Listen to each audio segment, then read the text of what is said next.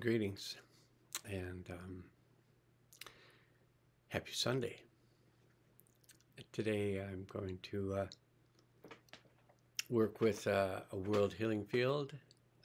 If you connect to the world healing field, you'll feel the effect of it. If you may not always like the energetics. Like part of my time here on the internet is spent in doing my best to help you to overcome any aversion you might have to feelings that you don't like. Because it's the feelings that we don't like that we tend to hold on to. And so if we maybe learn to like them, we might be able to let them go. So the process between I don't like this feeling, I like this feeling, and then making that switch to this is just a feeling. And, I like this feeling more than this feeling, but it's like they're feelings, and they're simply feelings. So today I'm going to attempt to establish the relationship between the Mayan culture, disc golf, surfing, and the process of healing. So Mayan culture, disc golf, surfing, and the process of healing.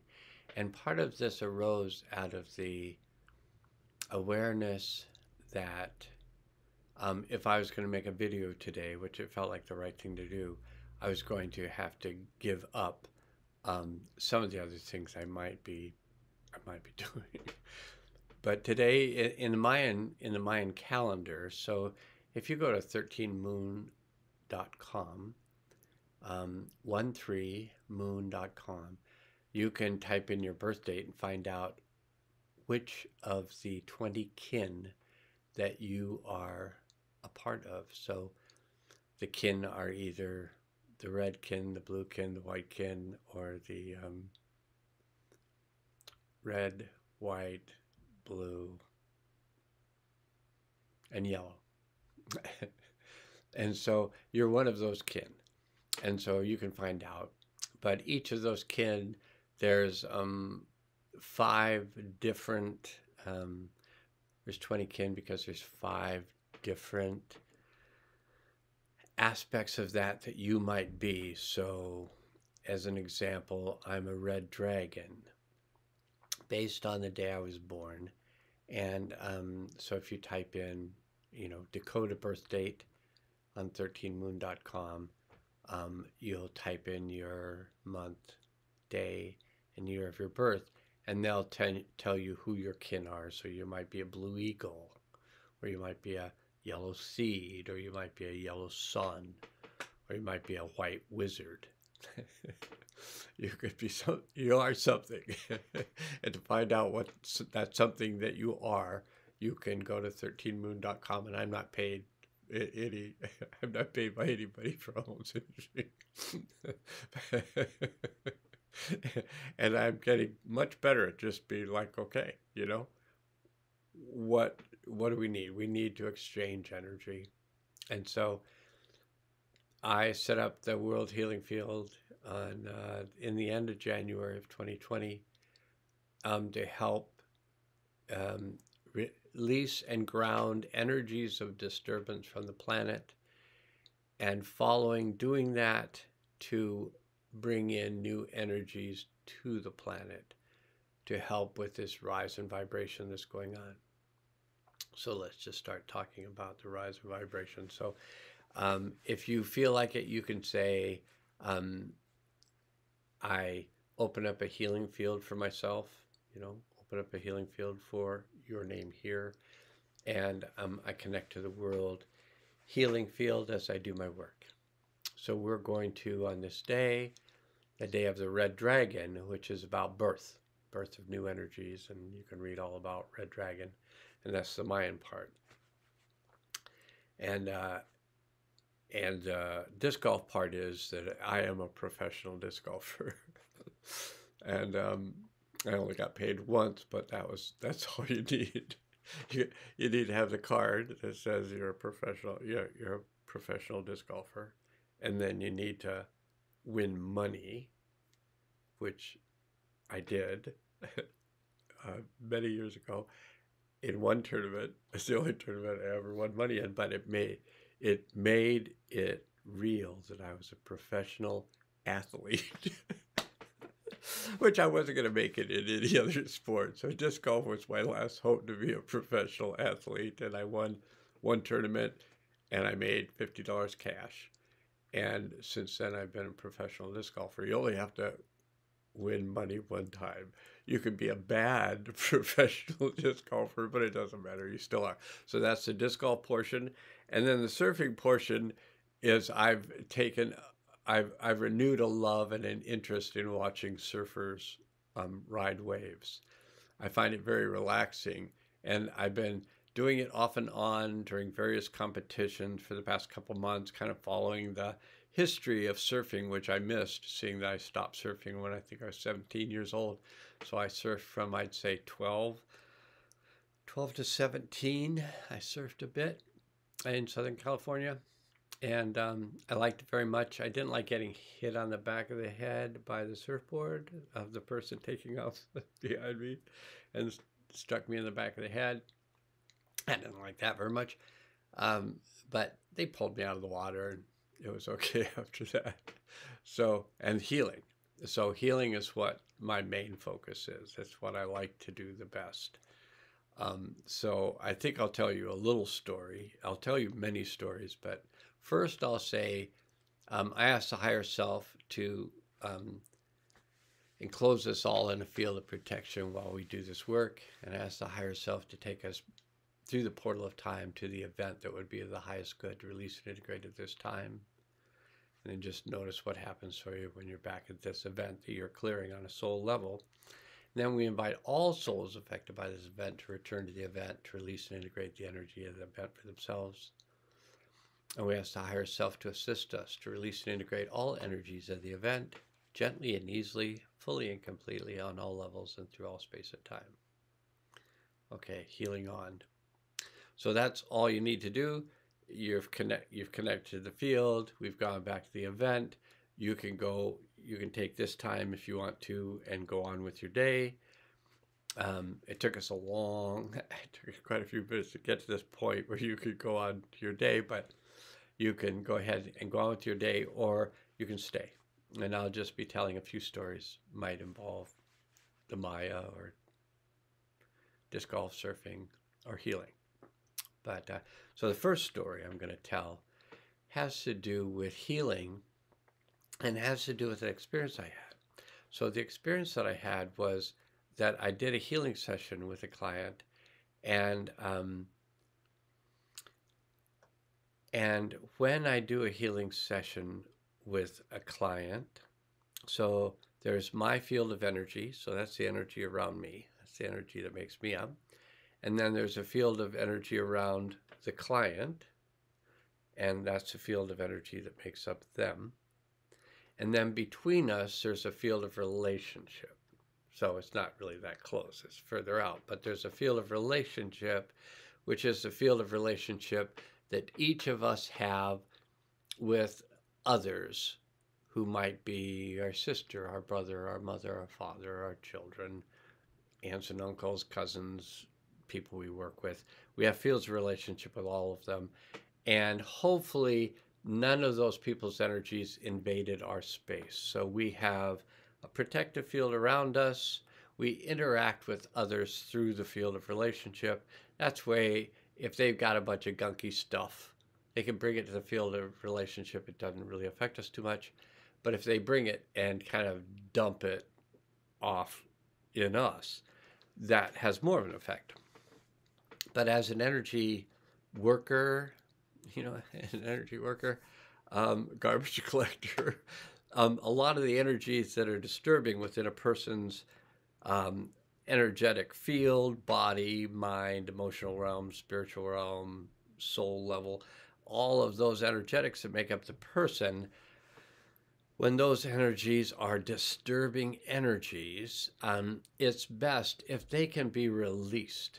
And They're released into the earth through our grounding chakra in the bottoms of our feet. And you may say, oh, but isn't that toxic for the earth? And I'll repeat what my teachers have said to me. No energy is toxic. Energy can have vibrations that feel disturbing to you. But all energy is just energy. So if you release what you feel like is disturbing energy into the earth does not receive it as disturbing energy. The earth receives it as energy. And then that energy is just used, and maybe there's some clarification of that energy, improvement of that energy, and then that energy comes back into you. We can think of it as like an air filter. That's one metaphor you could use. But anyway, when I work with a client, I'm working with the field of relationship that I have with the client, and then also the field of relationship that I have with all the souls that return to these events that we go back to. So we have the client and my field with them. We have the field of relationship with all the souls go back to the event. And those are separate. So all the souls go back to an event. They're in a protective field. Just protection of them and their space while they're clearing intense work. So it lets them kind of focus and concentrate on releasing energy. When I work with a client, I release a lot of energy from the field of relationship. So if the client's disturbance goes into the field of relationship, then I release that disturbance. Most of the energy, when a large group of souls are back at an event, most of the energy that they're releasing is released directly through a portal into the earth, and I don't need to do much of that. The earth is a torus, and there's energy moving through, and that energy is consistently being cleared. And the energy is constantly on the rise, so the energy just keeps going up. So I want to talk about maybe a couple things. Who knows how many things? Who can keep track of all that? But I do want to talk about a couple things, and those are the symptoms you may find that you have when you're releasing disturbed energies. Now, these energies are just a vibration that's somewhat incompatible with the part of the body they're stored in. So all vibrations from unresolved events, so most of them we can call them emotions, we could name them anger, grief, fear, irritation, anxiety, panic, depression. It's not an emotion, it's a stuffing of emotion. But anyway, people relate to the term, oh, he's depressed, or moody, or, yeah, so you know them. You've had experience of them or stored many of them away. And so now you want to learn, how do I release these? So how you release them is out the bottom of your feet. So you imagine, however big you want to make it, you could say like a pie pan, the size of a pie pan. You could have like a pie pan underneath your feet. If you have extremely large feet, make it a pizza pie pan. And then so your feet can rest comfortably on that. In the arch of your feet, I know this is a hand, I know that. In the arch of your feet, like if you imagine this was your foot, these are your little toesies. In the arch of your foot is your grounding chakra, and in your hand as well. But we're talking about the foot right now, using the hand as an illustration. In the arch of your foot is your grounding chakra, and if you just open that up and imagine, so you're just going to use your imagination, imagine opening that energy up to the size of that pizza pie pan. Good. Now you start feeling energy running down your leg. Now the energy running down your leg is related to energies your body's like, oh, it's like a bathtub. Like you have, whatever your stopper is in the bathtub. And if you take a bath or even have a bathtub, it doesn't matter. The stopper of a sink, because the kitchen sink, it just doesn't matter. You pull the stopper, the water goes down. Same thing with the chakras. You open the chakras, the energy flows. And it flows down the right foot, up the left foot. So this is the majority of people, 99.9% of the people, their energy flows that way. If it's backwards, it can be working for that person, or it might be a disturbance. It doesn't matter. But just imagine that your energy is flowing out your right foot, flowing in your left foot. Just below your belly button is your dantian. In martial arts, it's your body battery. And so right below your belly button is where you store energy. And once you begin storing energy, it begins spreading out, typically first to your chakras, sacral area, adrenals, pancreas, thymus, thyroid, in there somewhere, pituitary and pineal, third eye. So 7 chakras. And sometimes it's spoken of the root chakra is in the area of your sacrum. So that's where your power comes from in your physical body, your ability to walk, your identity, who you are in the world. A lot of that just rises out of the chakra, and you can believe it or not believe it. It just doesn't matter. Believe what you feel like believing, and believe also what makes you feel the best. That was one of my early NLP teachers says, just you're making up reality, make up a reality you like. So that seems logical.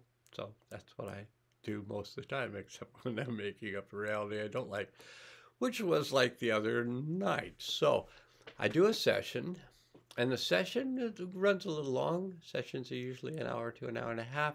This one probably went 1 hour and 45 minutes.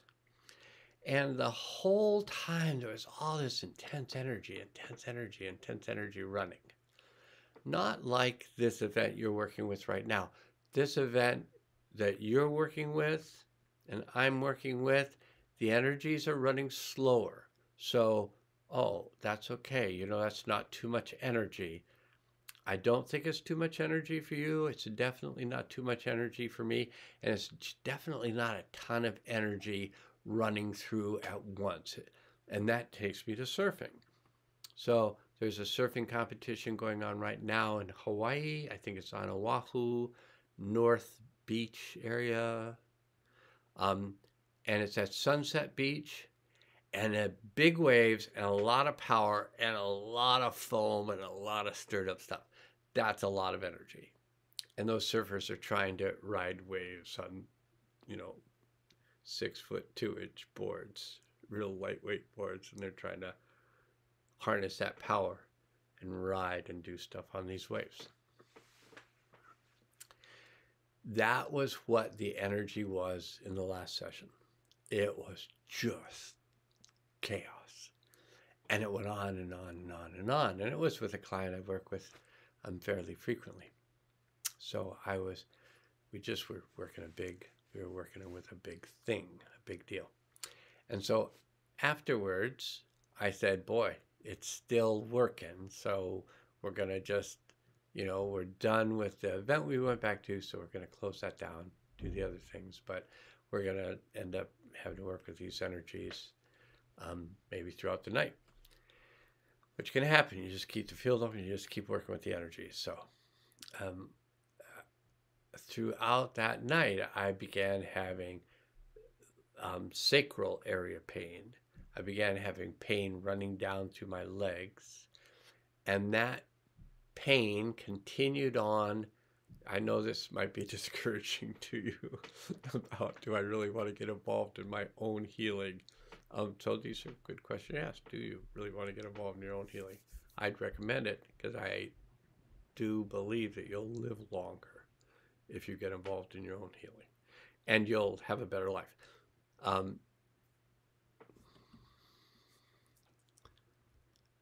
I'm hoping that this is still going. It just went off, so I thought it stopped.